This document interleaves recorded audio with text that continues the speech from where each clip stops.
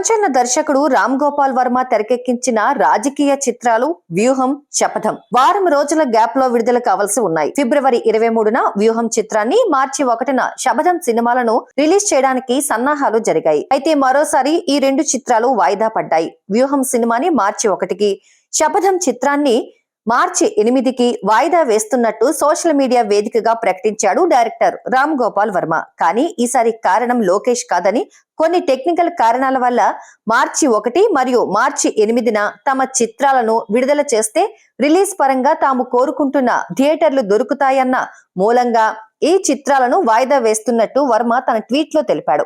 ఆంధ్రప్రదేశ్ ముఖ్యమంత్రి వైఎస్ జగన్ రాజకీయ జీవితంలో జరిగిన కొన్ని ఘటనలను నేపథ్యంగా తీసుకొని వర్మ వ్యూహం, శపథం సినిమాలను తెరకెక్కించాడు.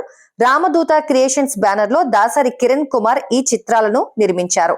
ఈ మూవీస్ లో వైఎస్ జగన్ పాత్రలో అజ్మల్ నటించగా, వైఎస్ భారతి పాత్రలో మానస కనిపించనుంది. సెన్సార్ అడ్డంకులు దాటుకొని ఈ సినిమాలు విడుదలకు ముస్తాబయ్యాయి.